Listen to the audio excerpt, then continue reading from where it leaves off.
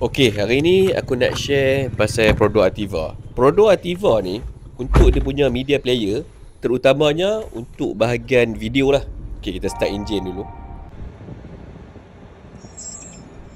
Alright, kita pergi dekat home. Okey, kita pilih USB. Okey, lepas tu dekat bahagian USB port ni, kita kena cucuk pendrive. Yang dalam pendrive tu ada media lah, video kita. Contohnya aku nak playback video ni.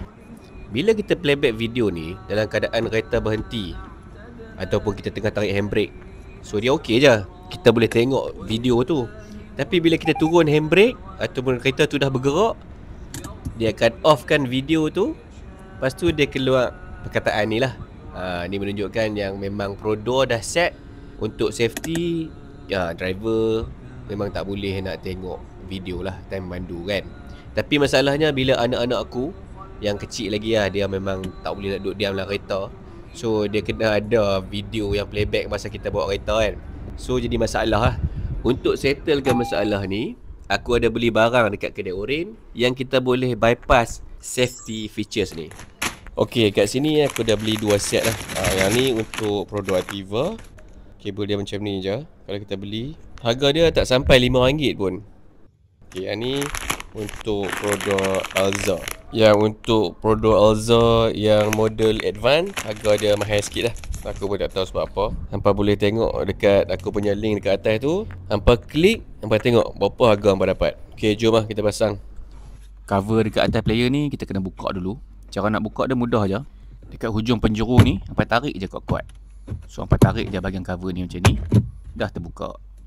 Okay, kat sini ada 4 biji skru. Buka je 4 tu. Alright, boleh tarik ke atas macam ni.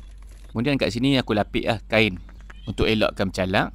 Lepas tu dekat soket ni kita just cabut je. Nak cabut je, picit dan tarik je macam ni. So ni lah soket yang kita sambung dengan kita punya kabel yang kita beli tadi. Nak sambung je, just cucuk je. Sebab kabel ni dia takkan terbalik lah. Sebab soket depan belakang dia lain-lain. Alright, settle. Kemudian kita boleh pasang balik.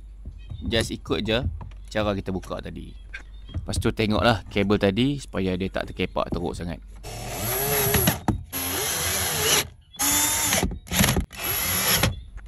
Untuk tutup balik cover ni, just tekan je keliling macam ni. Alright, jom kita test hasil dia. Dan macam inilah hasil dia guys. Okay, yang mana mencari kabel ni, apa boleh klik je link dekat atas tu, apa beli je kat situ.